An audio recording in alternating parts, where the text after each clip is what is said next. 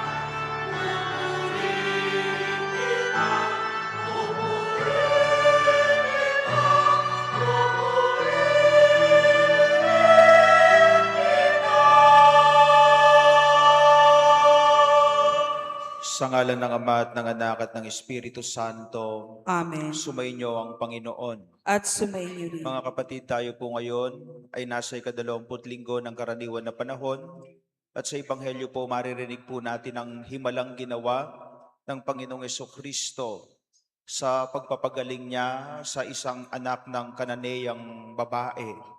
Ito'y nangyari dahil po sa malalim na pananampalataya ng nanay sa Diyos.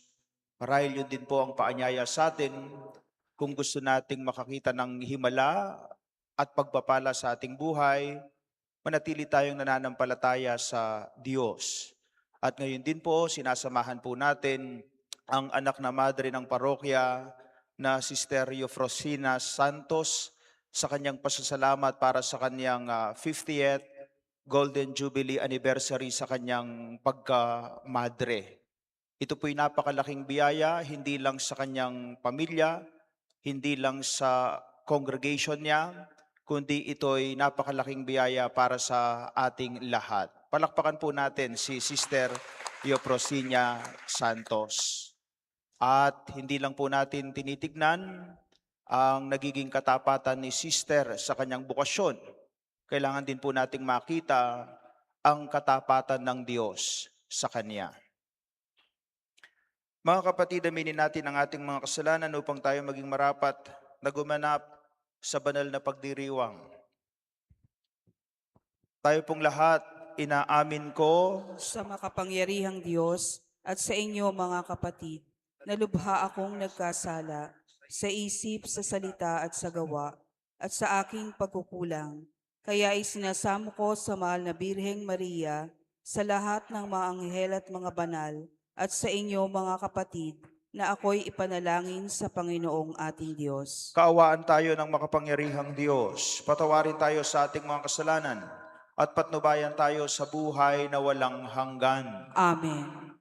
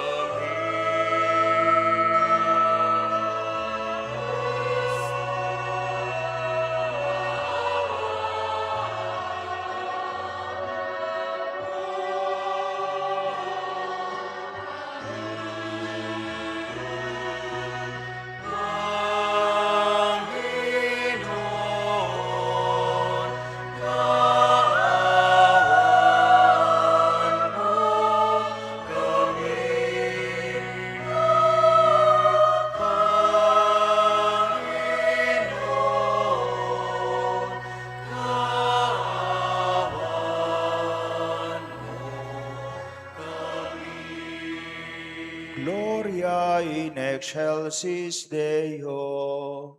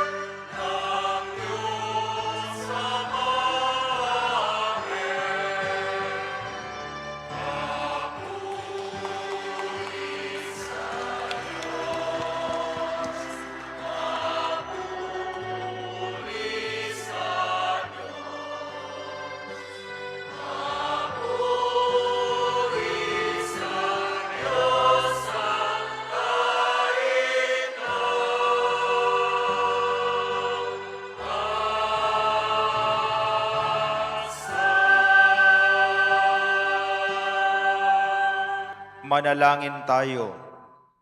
Ama naming makapangyarihan, lingid sa aming paningin ang mga inihanda mo para sa mga nagmamahal sa iyo.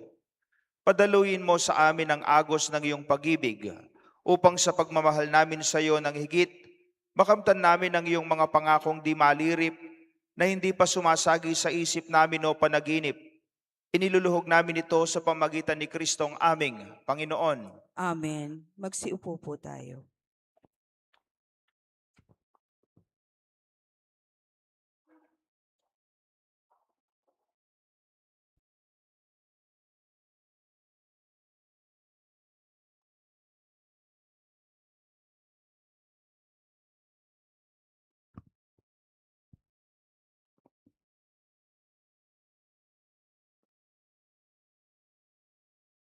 Pagbasa mula sa aklat ni Propeta Isaías.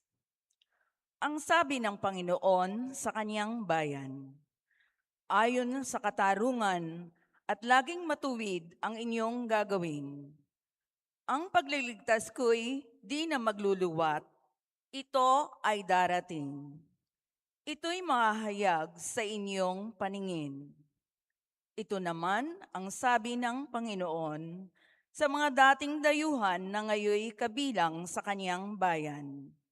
Buong pusong naglilingkod sa kanya, nangingilin sa araw ng pamamahinga, at matapat na nag-iingat sa kanyang tipan. Dadalhin ko kayo sa Sion, sa aking banal na bundok. Ipadarama ko sa inyo ang kagalakan sa aking templo. Tatanggapin ko ang inyong mga handog, at ang templo ko'y tatawaging bahay dalanginan ng lahat ng bansa. Ang salita ng Diyos. Salamat sa Diyos. Naway magpuri sa iyo ang lahat ng mga tao. Naway magpuri sa iyo ang lahat ng mga tao. O Diyos, pagpalait kami't kahabagan. Kami, Panginooy, iyong kaawaan, upang sa daigdig mabatid ng lahat ang iyong kalooban at ang pagliligtas. Naway magpuri sa iyo ang lahat ng mga tao. Naway purihin ka ng mga nilikha, pagkat matuwid kang humatol sa madla. Ikaw ang patnubay ng lahat ng bansa. Naway magpuri sa iyo ang lahat ng mga tao. Purihin ka nawa ng lahat ng tao. Purihin ka nila sa lahat ng dako. Ang lahat sa ami iyong pinagpala. Naway igalang ka ng lahat ng bansa. Naway magpuri sa iyo ang lahat ng mga tao.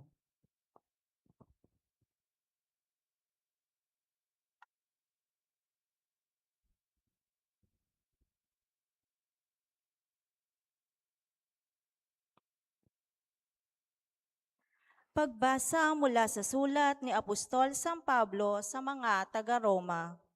Mga kapatid, ito naman ang sasabihin ko sa inyo, mga hentil, yamang ako'y apostol nyo, pinangangatawan ko ang aking misteryo upang magimbulo ang mga kababayan ko, at sa gayoy maligtas ang ilan sa kanila. Kung naging daan ng pakikipagkasundo ng sanlibutan sa Diyos, ang pagkakatakwil sa kanila, ang muling pagtanggap sa kanila'y para na ring pagbibigay buhay sa patay. Ang Diyos ay hindi nagbabago ng isip tungkol sa kanyang mga kaloob at pagtawag. Dati, masuwayin kayo sa Diyos, ngunit ngayoy kinahahabagan sa panahon ng pagsuway ng mga Hudyo. Gayon din naman, sila'y naging masuwayin ngayon, kayo'y kinahahabagan upang sila'y kahabagan din. Sapagkat hinayaan ng Diyos na maalipin ng kanilang kasalanan ang lahat ng tao upang maipadama sa kanila ang kanyang habag. Ang salita ng Diyos. Salamat sa Diyos. Parangalan po natin ang mabuting balita.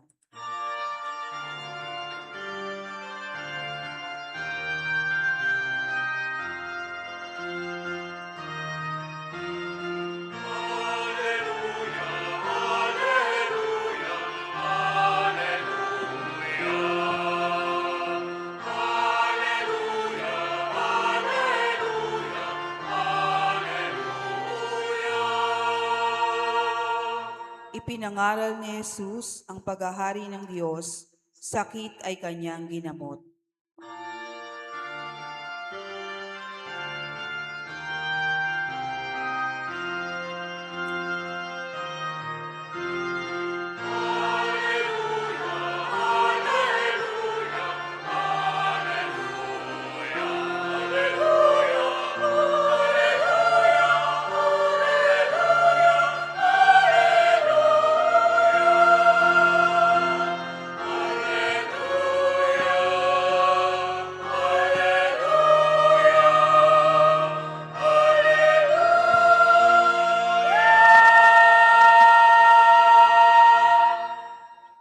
Sumainyo ang Panginoon. At sumainyo rin. Ang mabuting balita ng Panginoon ayon kay San Mateo. Papuri sa iyo, Panginoon.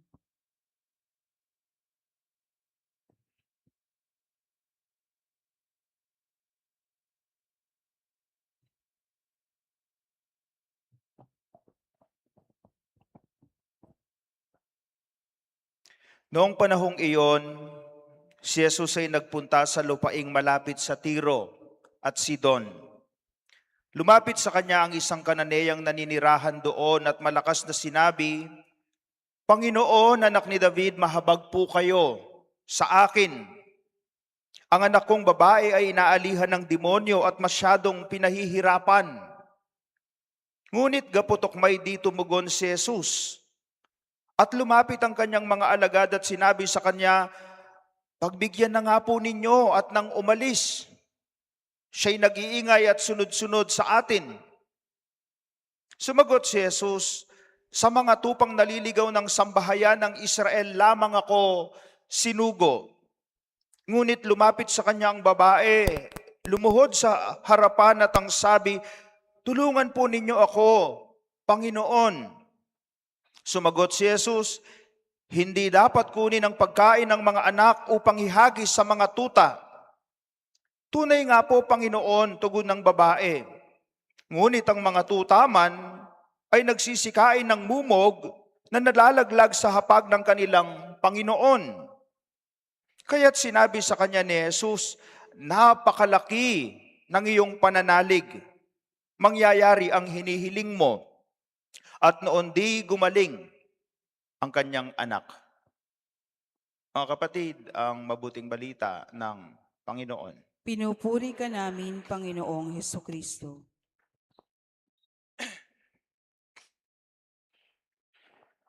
Magandang umaga po sa inyong lahat. Pakisabi po ng malakas sa katabi ninyo, magandang araw, pinagpapala ka araw-araw. Ang araw na ito ay tunay na pinagpala dahil nakikiisa tayo sa pasasalamat ni Sister Seni sa kanyang 50th Golden Jubilee kasama ng kanyang mga kapatid na madre sa Sisters Oblates of the Holy Spirit. Sa mga madre po nating bisita, welcome po kayo sa aming parokya. Palakpakan po natin sila. Karamihan daw po sa magulang, mabubuti. Tama o mali? Tama. Karamihan daw po sa mga magulang, mapagmahal. Tama o mali? Tama. Karamihan daw po sa mga magulang, supportive sa mga anak. Tama o mali? Tama. Ganyan po yung mga magulang, mapagmahal, supportive sa mga anak, at lahat gagawin para sa pamilya. At hindi kailanman ikakahiya ng isang magulang ang mabuting ginagawa para sa kapakanan ng anak. At yan po ang nakita natin sa Ebanghelyo. Dahil sa Ebanghelyo, merong isang magulang, isa po siyang nanay. Isa po siyang Kananeyang babae. Kapag po sinabi natin Kananeya, hindi siya Hudyo. Hindi siya sakop ng Jewish territory. Hindi siya kasama sa bayan ng Israel. Sila'y pagano, sila'y hentil. Sila'y walang pananampalataya sa Diyos. Lumapit po siya sa Panginoong Hesukristo.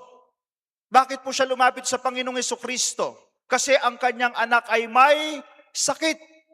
Hindi lang po nilalagnat, hindi po na dengue, kundi inaalihan ng masamang espiritu. Di po ba bilang magulang yung madapuan lang ng lamok ang anak mo, ikinasasama ng loob mo? Yung makita mo lang madapa at masugatan ng anak mo, masakit na sa kalooban mo. Paano pa kaya yung makita mong pinapahirapan siya ng demonyo? At yun po ang naging dahilan ng nanay sa Ebanghelyo para lumapit at magmakaawa sa Panginoong Hesukristo. Ang sabi niya sa Panginoong Hesukristo, Panginoon, anak ni David, maawa po kayo sa akin. Ang anak ko po inaalihan ng masamang espiritu.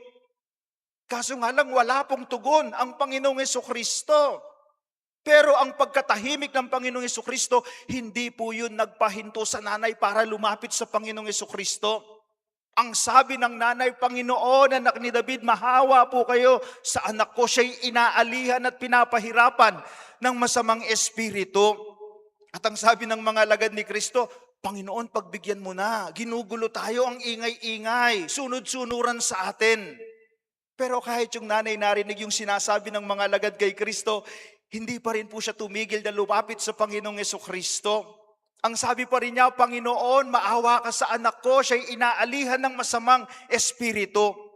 At ang sabi ng Panginoong Hesukristo sa kanya, dumating ako para lang sa anak ng bayan ng Israel. Parang sinasabi ng Panginoong Hesukristo sa babae, hindi ako dumating para sa mga pagano, para sa mga hentil, para sa mga walang pananampalataya sa Diyos. Pero hindi pa rin po tumigil ang nanay sa Ebanghelyo na lumapit kay Jesus. Sabi pa rin niya, Panginoon, anak ni David, maawa po kayo sa anak ko, inaalihan siya ng masamang espiritu.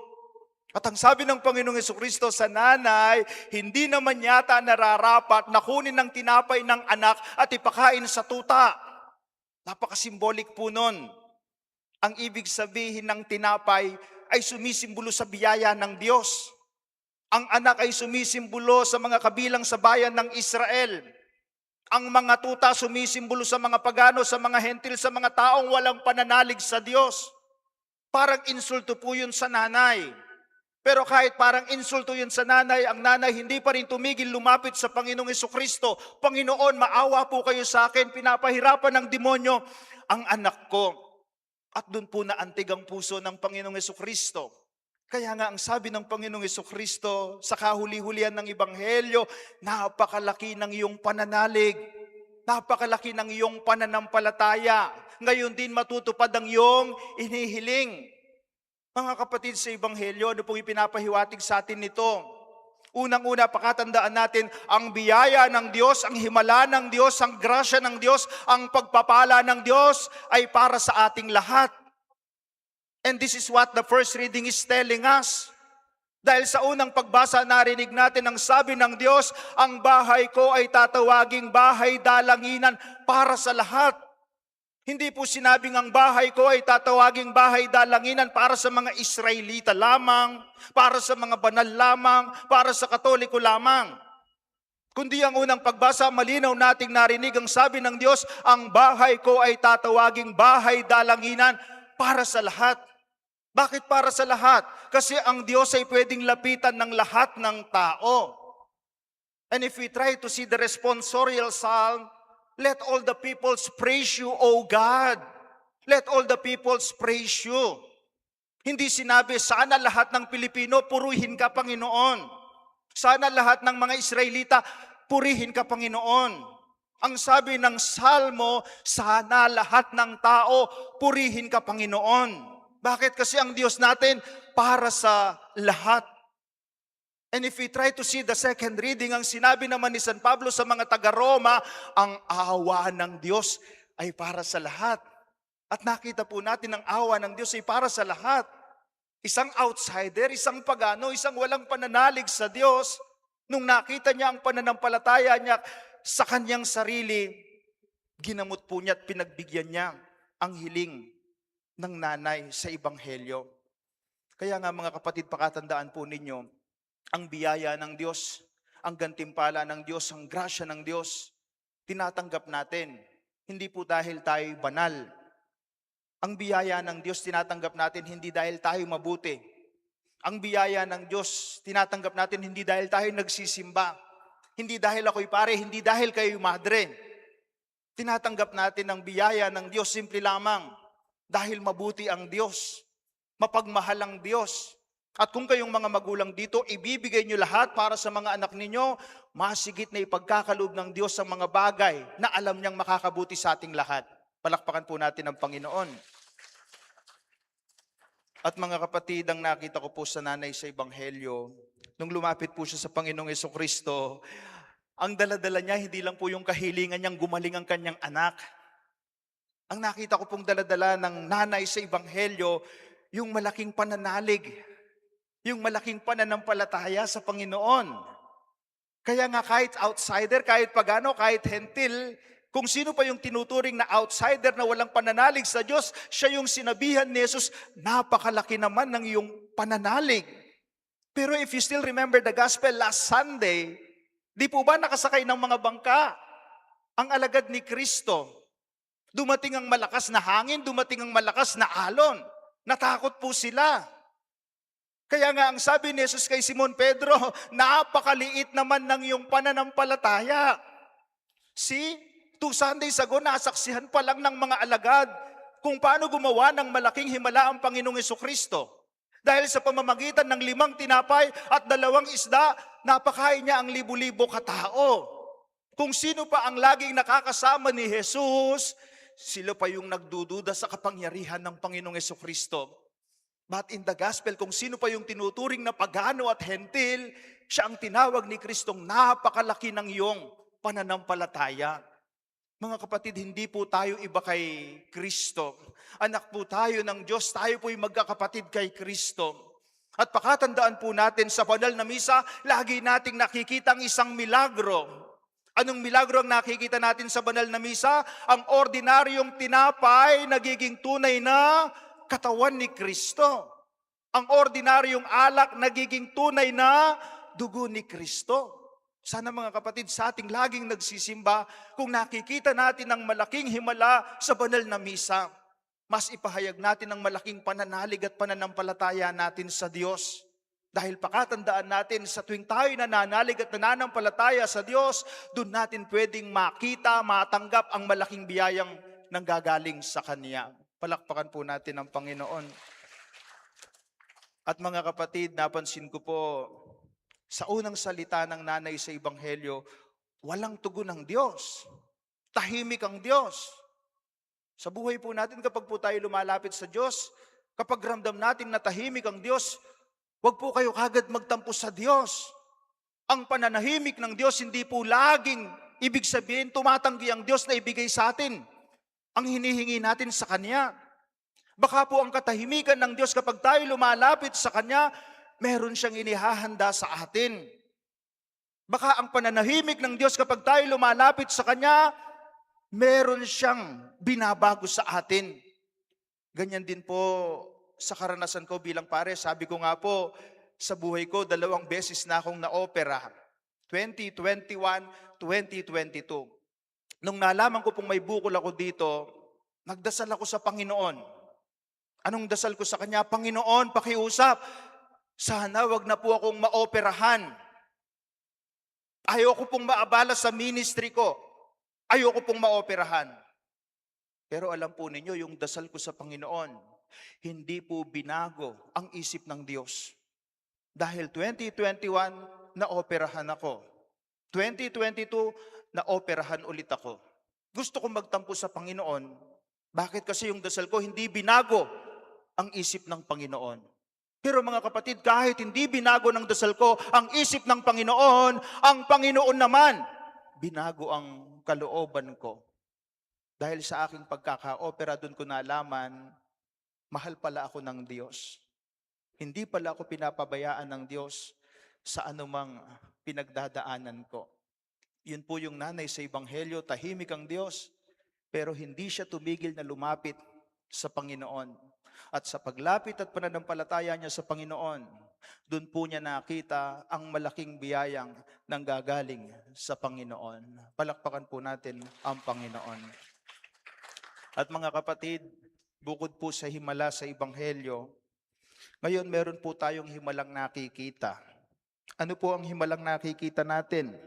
Ang isa pong anak ng parokya, 50 years na po sa pagka-madre. Sino po? Si Sister Seni Santos. Sister Seni, congratulations po. Hindi po lahat ng madre nakakarating ng 50 years. Kaya nga po, dapat nating ipagdiwang ang kanyang 50th Golden Jubilee Anniversary. Kapag po sinabing golden, ginintuan, ginto. Ang tunay na ginto, ibabad mo man sa suka, hindi po kumukupas. Hindi nawawala ang kulay.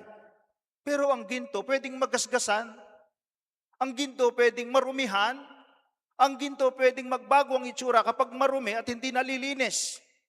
Hindi ko kaya magandang paalala sa atin yon na, Sister Seni, ngayong araw na ito pinapatunayan mo sa amin na karapat-dapat kang magdiwang ng Golden Jubilee Anniversary. Ang iyong buhay ay isang patunay na tunay kang ginto.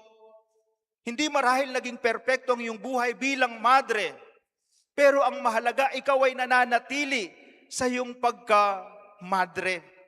That's why in this celebration, hindi lang natin tinitignan ang haba ng serbisyo ni Sister Seni sa kanyang pagkamadre. Maganda ring tignan ang katapatan ng Diyos sa kanya. Kung ikaw lang, kung kayo lang, hindi kayo aabot ng ganyan. Bakit mo naabutan ng ganyang taon? Simple lamang, dahil sumasa iyo ang Diyos. Palakpakan po natin si Sister Seni.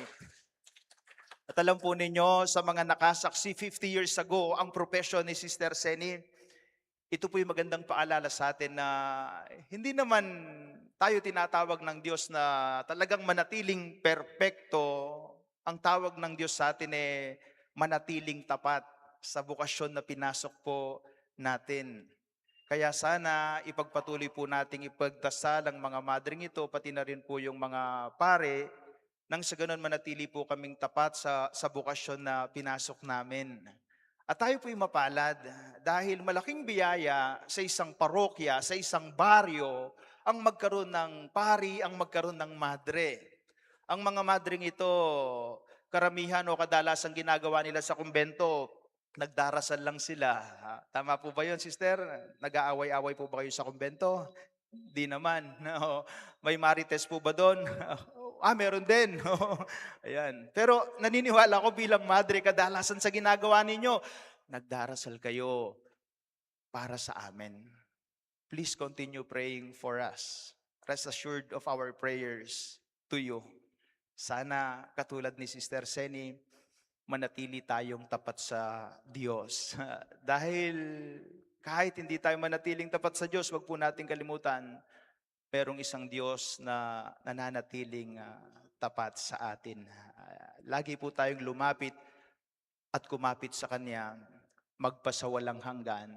Amen. Sa iyo po, Sister Seni, congratulations po. Palakpakan po natin si Sister Seni. Magsitayo po tayong lahat.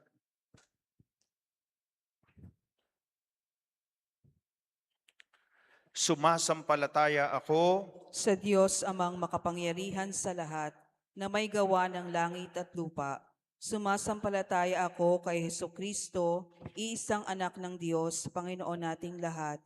Nagkatawang tao siya lalang ng Espiritu Santo, pinanganak ni Santa Mariang Birhen, pinagpakasakit ni Poncio Pilato, ipinako sa krus, namatay, inilibing, nanaog sa kinaroroonan ng mga yumao. Nang may ikatlong araw na buhay na maguli, umakyat sa langit, naluluklok sa kanan ng Diyos amang makapangyarihan sa lahat. Doon magmumulang paririto at huhukom sa mga nabubuhay at nangamatay na tao. Sumasampalataya naman ako sa Diyos Espiritu Santo, sa banal na simbahang katolika, sa kasamahan ng mga banal, sa kapatawaran ng mga kasalanan, sa pagkabuhay na muli ng nangamatay na tao, at sa buhay na walang hanggan. Amen. Nais ng Diyos ang kaligtasan ng lahat at ipinapakita niya ang kanyang awa sa mga nagtitiwala sa Kanya. Buong tiwala tulad ng babaeng Kananea, tayo manalangin. Ama namin, dinggin mo ang aming panalangin. Ama namin, dinggin mo ang aming panalangin.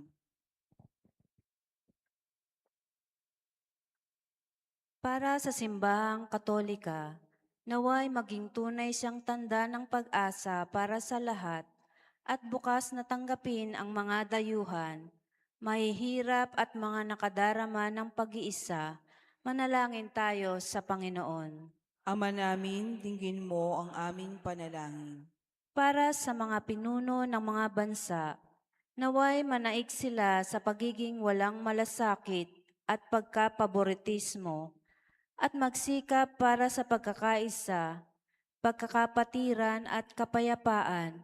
Manalangin tayo sa Panginoon. Ama namin, dinggin mo ang aming panalangin. Para kay Sister Seni at sa lahat ng mga relihiyoso, nawa sila ay maging laging tapat at masaya sa kanilang bokasyon. Pag-alabin pa sana ng Panginoon ang pag-ibig sa kanilang puso upang mabuhay sila sa pagmamahal sa Diyos at sa Kanyang bayan. Manalangin tayo sa Panginoon. Ama namin, dinggin mo ang aming panalangin. Para sa ating kabataan, nawa ay makintal sa kanilang puso ang kagandahan ng pagtugon sa tawag ng Panginoon sa buhay reliyoso, sa pagpapari at pagmamadre. Manalangin tayo sa Panginoon. Ama namin, dinggin mo ang aming panalangin. Diyos naming Ama, punuin mo kami ng iyong Espiritu Santo upang matanggap namin ang kanyang mga kaloob at maging handang magmahal ng walang hangganan at pag-aalinlangan. Hinihiling namin ito sa pamagitan ni Kristong aming Panginoon. Amen.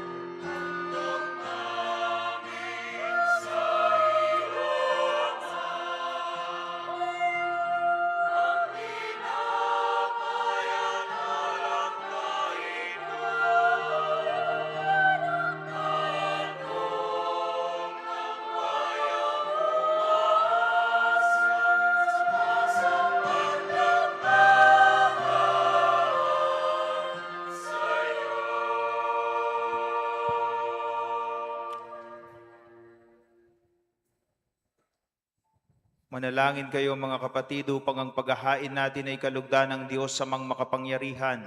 Tanggapin nawa ng Panginoon itong paghahain sa iyong mga kamay, sa kapurihan niya at karangalan, sa ating kapakinabangan, at sa buo niyang sambayan ng banal. Ama naming lumikha, tanggapin mo ang mga alay upang maganap ang pagpapalitan ng iyong kaloob at ng aming handog sa aming paghahain na iyon na ring ibinigay, para kami maging marapat na iyong paunlakan. Sa pamagitan ni Jesucristo kasama ng Espiritu Santo, magpa sa walang hanggan. Amen. Sumainyo ang Panginoon. At sumainyo Itaas sa Diyos ang inyong puso at diwa. tinaas na namin sa Panginoon. Pasalamatan natin ang Panginoong ating Diyos. Marapat na siya ay pasalamatan. Ama naming makapangyarihan, tunay ngang marapat na ikaw ay aming pasalamatan sa pamagitan ni Jesucristo na aming Panginoon. Siya ay naging kapwa naming maaasahan upang may mangunang umako sa pananagutan, dahil langad mong magbago ang kinamias ng pagkakanya-kanya ng sangkatauhan, bunga ng pagtitiis siya ay nanaig,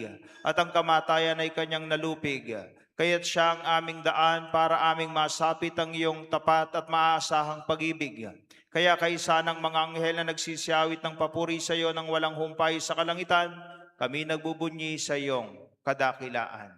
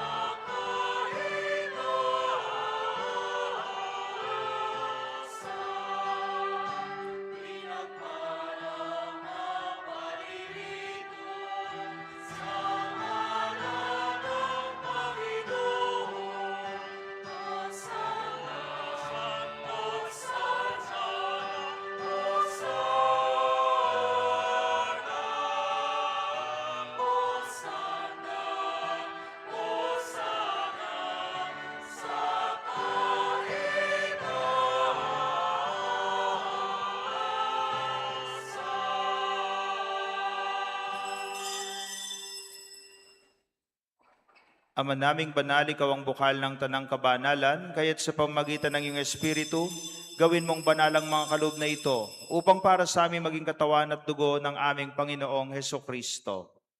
Bago niya pinagtiis ang kusang loob na maging handog, hinawakan niya ang tinapay. Pinasalamatan kanya, pinaghati-hati niya yun, iniabot sa kanyang mga alagad at sinabi, "Tanggapin ninyong lahat ito at kanin. Ito ang aking katawan na ihahandog para sa inyo."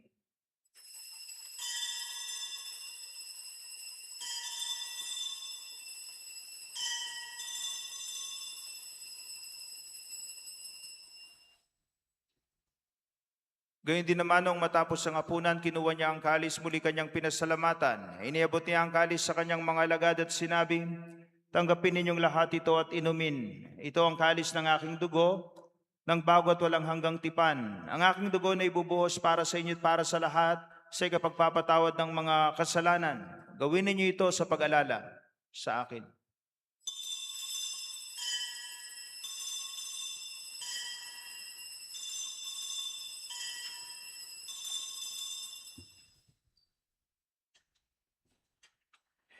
Ipagbunyi natin ang misteryo ng pananampalataya.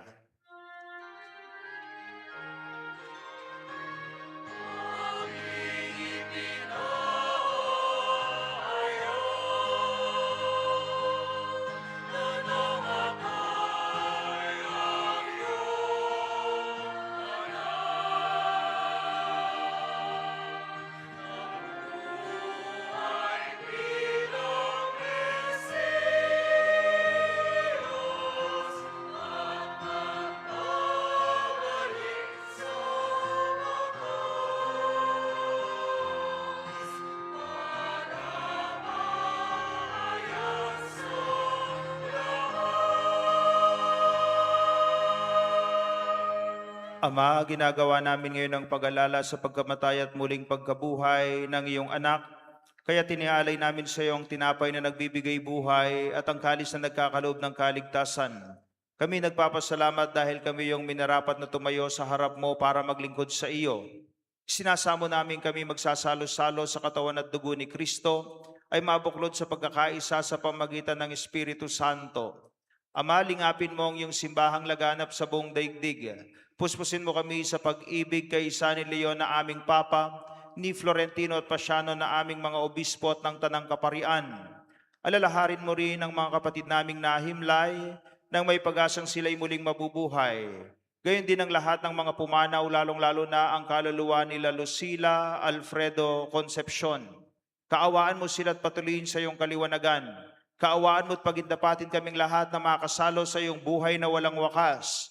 Kaysa ng mahal na Birheng Maria na ina ng Diyos, ni San Jose ang kabanal-banalan niyang esposo, kaysa ng mga apostoles ni San Pedro Nolasco, Santa Elena Guerra, at lahat ng mga banal na namuhay dito sa daigdig ng kalugod-lugod sa iyo. May pagdiwang nawa namin ang pagpupuri sa ikararangal mo sa pamamagitan ng iyong anak na aming Panginoong Hesukristo. Sa pamamagitan ni Kristo, kasama niya at sa Kanya, ang lahat ng parangal at papuri ay sa iyo, Diyos amang makapangyarihan, kasama ng Espiritu Santo, magpa sa walang hanggan.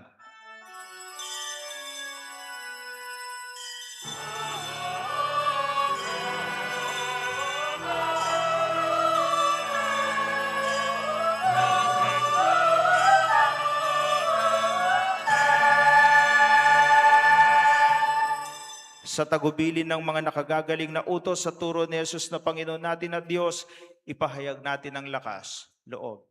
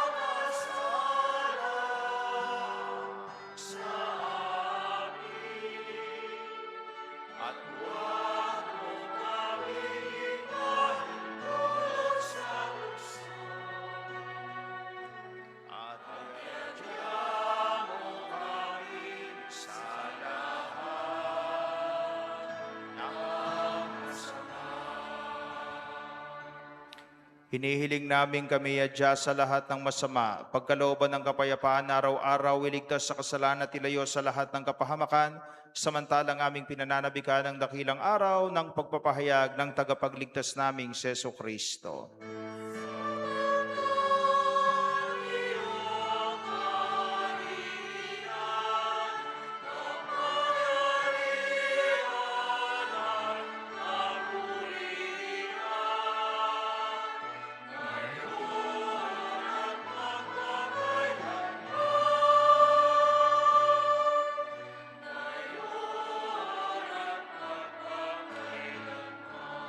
Panginoong Jesucristo, sinabi mo sa iyong mga apostol, kapayapaan ang iniiwan ko sa inyo, ang aking kapayapaan ang ibinibigay ko sa inyo. Tunghayan mo ang aming pananampalataya at huwag ang aming pagkakasala. Pagkalooban mo kami ng kapayapaan at pagkakaisa ayon sa iyong kalooban, kasama ng Espiritu Santo magpasa walang hanggan. Amen. Ang kapayapaan ng Panginoon ay lagi nawang sumainyo. At sumainyo rin. Magbigayan po tayo ng kapayapaan sa isa't isa. Peace be with you.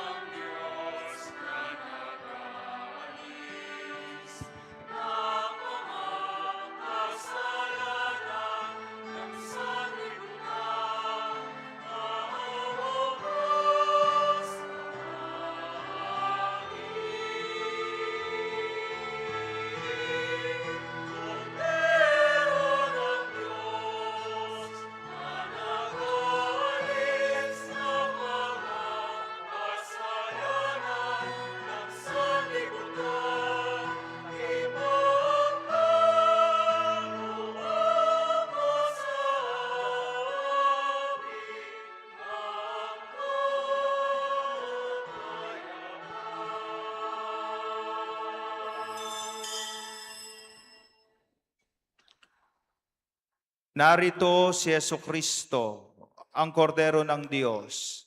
Siya ang nag-aalis ng mga kasalanan ng sanlibutan. Mapalad ang mga inaanyayahan sa hapunan ng kordero. Panginoon, hindi ako karapat-dapat na magpatuloy sa iyo, ngunit sa isang salita mo lamang ay gagaling na ako. Ang katawan na dugo ni Kristo, dalinawa tayo sa buhay na walang hanggan.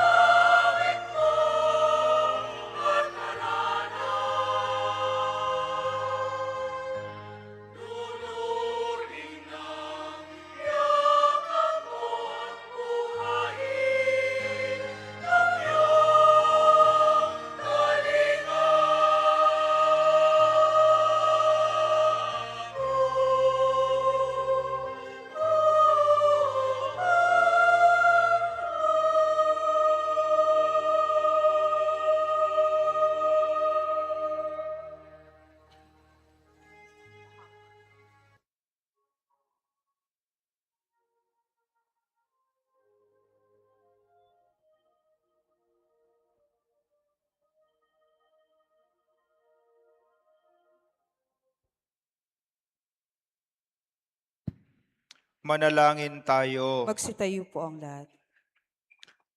Ama naming mapagmahal, sa banal na pakikinabang, si Kristo ay aming pinagsaluhan. Hinihiling namin kami maging katulad niya sa langit, pakundangan sa kanyang pagiging aming kaparis, bilang tagapamagitan kasama ng Espiritu Santo, magpasa walang hanggan. Amen. Magsiupo po tayong lahat. Krusada update lang po. Kasalukuyan pong nasa Barangay Pulonggubat ang ating krusada. Mananatili po ang krusada doon hanggang sa Lunes. At sa Lunes po ililipat ang krusada sa Barangay Pangclara, alas 3 ng hapon. Sa mga makikipaglipat po, kanya-kanya po tayo ng sasakyan. At patuloy pa din po ang ating panghihikayat sa lahat na tuwing tayo ay magsisimba, tayo ay mag-aalay ng sabon para sa ating prison apostolate. At ang ating Parish Finance Council ay patuloy pa rin po ang kanilang fundraising sa mga t-shirt. Sizes na small, medium, large, ang halaga po ng t-shirt ay 300. Sizes na extra large up to 5XL, ang presyo po ay 320. Meron din pong tarpaulin na 100 pesos ang halaga. Sa mga gusto pong mag-avail or mag-order ng t-shirt at tarpaulin, makipag-ugnayan lamang po sa ating mga CPC, PPC, PFC para malista po ang inyong order at minsanan po ang paghuwa sa parokya. May t-shirt ka na, may tarpaulin ka na, nakatulong ka pa sa parokya. Sa mga bumili na po, maraming salamat po sa inyo. Palakpakan po natin sila. Tinatawagan ko po ngayon si Sister Seni Santos na magpunta sa harap para po sa blessing. Dito po sa Niler, Sister Seni. Hindi na po niya pwedeng gawin yung renewal of vows dahil ginawa na po yon kahapon sa kanilang congregation. At hindi niya po pwedeng gawin sa harapon ko yon dahil hindi naman po ako ang superior ni Sister Seni.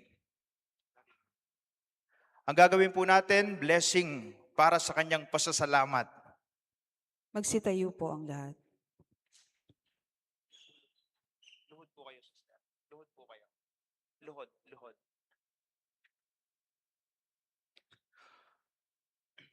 Mapagmahal at makapangyarihang Diyos, kami ay buong pusong nagpapasalamat sa iyo sa biyaya ng 50 taon ng tapat na paglilingkod at lubos na pagtatalaga sa iyo ng aming minamahal na madre, Sister Euprosina Santos. Sa loob ng 5 taon, tinawag mo siyang maging instrumento ng iyong pag-ibig, awa, kabutihan at paglilingkod.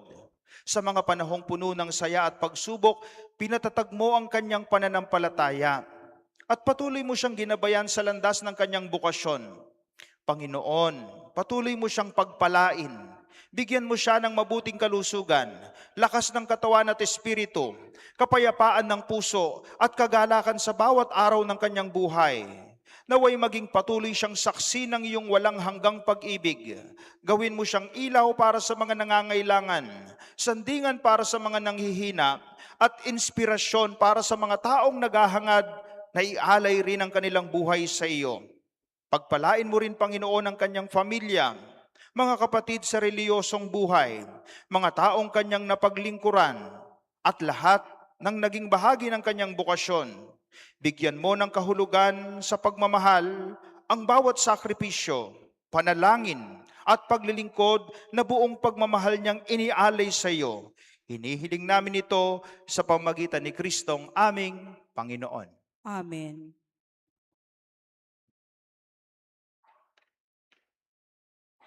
Sister, congratulations po. Masaya po ako siya.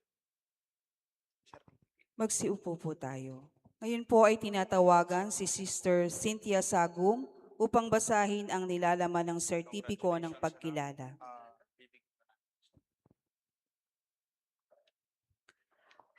Archdiocese of San Fernando, Pampanga, Nuestra Señora de la Merced Paris, Bahay Pare, Candaba, Pampanga. Itong katibayan ng pagkilala ay pinagkakaloob kay Sister Euprosina D. Santos, OSS, bilang parangal sa kanyang 50 taong pagtatalaga ng buhay sa Diyos. Kinikilala ng parokya ang kanyang sakripisyo sa buhay na kanyang pinili sa landas ng buhay relihiyoso at pinasasalamatan ng sambayanan ng Diyos dito sa parokya ng Nuestra Señora de la Merced ang pag-aalay niya ng buhay at sarili sa Diyos. Ipinagdarasal ng parokya ang kanyang mabuting kalusugan, malakas na pangangatawan at matibay na pananampalataya. Ipinagkakaloob ngayong ika-16 ng Agosto, taong 2026, dito sa parokya ng Nuestra Señora de la Merced, Bahay Pare, Candaba, Pampanga. Sign, Reverendo Padre John Paul P. Cabrera, Vicar Foreign, Cura Paroko.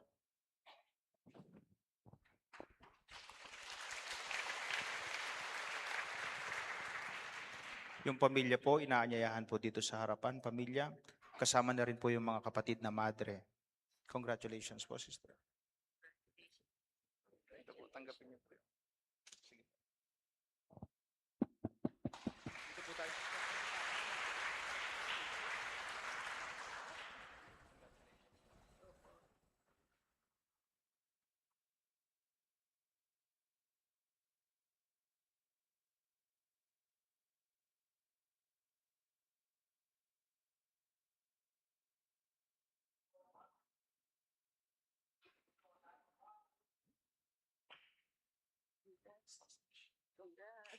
Sister, message pa na. Manatili po tayong nakaupo para sa mensahe at pasasalamat ni Sister Eufrosina Zeni Santos, Oblates of the Holy Spirit. Ito po yung mic, sister, para malakas. Malakas siya.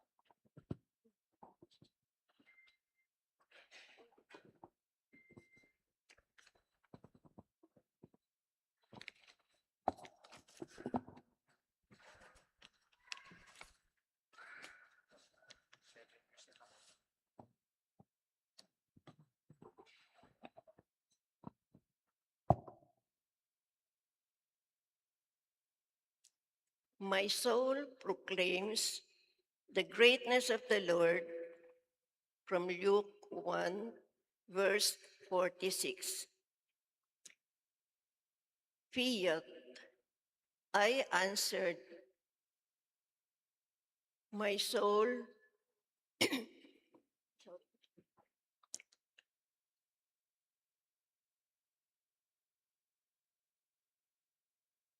Limang dekada na ang lumipas, ngunit sariwa pa rin sa aking isipan kung paano nagsimula ang lahat.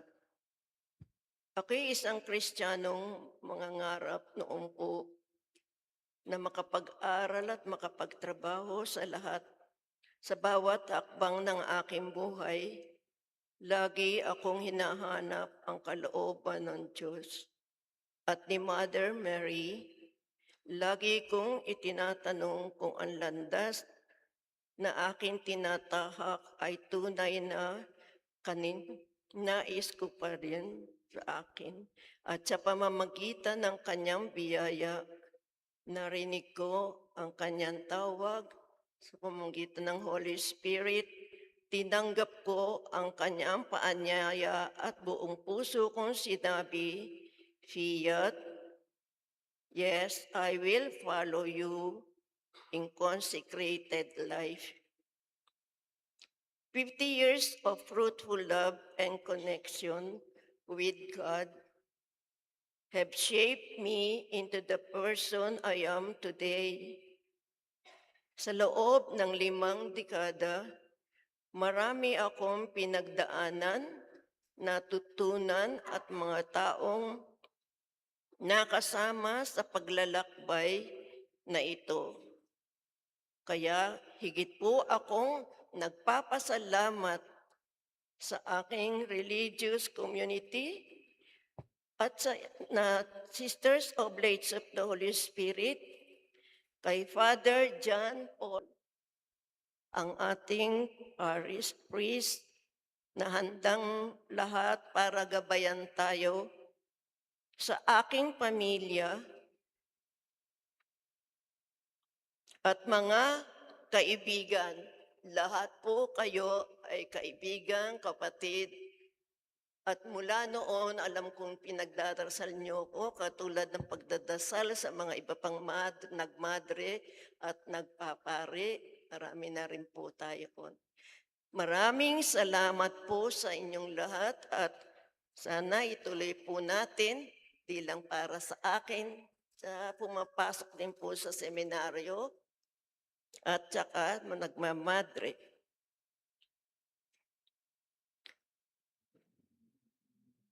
At sa mga kabataang naririto ngayon, gusto ko pong iwan sa kayo ng isang bagay o isang mga pagninilayan nyo. Sa bawat desisyong tatahakin nyo sa buhay, huwag kayong makalimot na tumawag at humingi ng tulong sa Diyos. Ang mahal na Birhen, at sa mga bulong ng mga Holy Spirit, ang Diyos ay nagsasalita sa atin, may sinasabi. Huwag po tayong makalimot sa pagtawag na yan, pakikinig. Palaging buksan ang inyong mga tainga at matutong makinig sa kanyang mga paalaalas at gabay sa atin. Dahil baka hindi ninyo namamalayan, kagaya ko rin po noon, kaya akala ko pero dasal ako ng dasal. Matagal na pala niyang ipinapakita kung saan natin nais pumunta sa gabi ng Panginoon at lagi pong pagpapaalaala sa atin ng mga religious, ang mga pare na kasama natin. Tayo po ay magagabayan din ng ating magulang kung saan pupunta.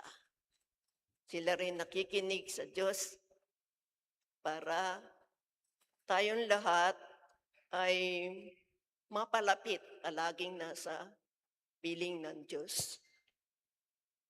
At ng mahal na Birhen, Nuestra Señora de la Merced. Huwag nating kalimutan po, lagi ang Holy Spirit nagbubulong sa atin, kaya hindi pwede lahat maingay lang. Kayang-kaya po ng mga bata yan sa piling ng mga magulang at ng parokya natin. Maraming salamat po. Father John Paul, marami pong salamat. At saka po sa mga sakristan at lahat po. Lahat kung paanong nangyari, nagkaroon po ng ganitong pasasalamat. Masaya po ako at kung pwede nga lang bumalik pa na umatras mo na yung aking mga para matagal pa dito sa parokya natin. Yun po kasi 50th na. Thank you very much po. Ako pa, si Sister Eufrosina Zeni Santos. Anak po ni Tata Menong, sinabi kanina. Saka sinana sa Lord. Okay po. Marami pong salamat. Ako po'y anak ng Nuestra Señora de la Merced Paris. Natsimpo po si Father po talagang nagbukas. Maraming salamat po sa pagbubukas ni Father na tumuloy ang pangyayaring ito. At kayo pong lahat nandito. Thank you very much po. Yung pong mga kapatid ko, ando po sila. Mga unang first time po nila dito. Salamat po ulit. May God bless us all with Mother Mary. Salamat po, Sister Seni. Huwag po natin kalimutan ang sinabi ni Sister Seni, lagi tayong lumapit sa Diyos sa tulong ng dasal ng Nuestra Señora de la Merced. Sana po si Sister Seni maging inspirasyon po ng mga kabataan, lalong-lalo na ang ating mga komi. Komi, tumatanda yung mga madre. Sana meron ding pumasok para maging madre sa inyo. Mahalaga po ang tungkulin ng mga madre, sila po ang nagdarasal para sa atin. Sana po, kapag po tayo nagdarasal, ipagdasal din po natin sila. Pagkatapos po ng misa, meron pong inihanda na simpleng palugaw para sa ating lahat. Salamat po kay Doc Alvin Balatbat sa Bulaklak at yung Jolly Group or yung mga kaklase po ni Sister Seni, naganda rin po ng munting salo-salo para sa mga bisita. Ano po, sa Jolly Group, sa mga klase ni Sister Seni at sa lahat ng tumulong para magawa po natin ang pasasalamat sa kanyang anniversary. Salamat po sa inyo. Palakpakan po natin ng Panginoon. Congratulations po ulit. Sisters, lagi po kayong welcome sa aming parokya. Turing niyo pong tahanan ng aming parokya.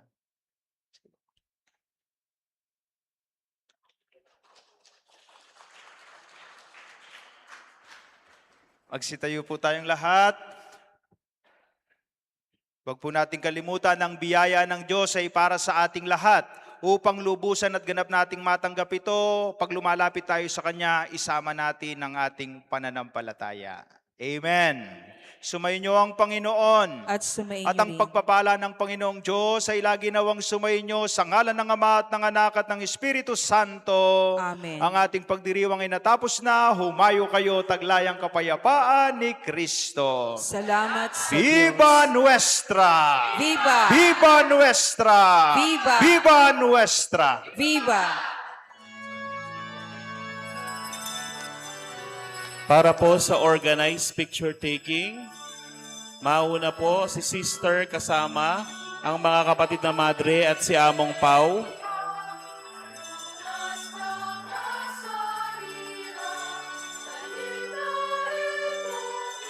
Si Among Pau kasama ang mga sisters.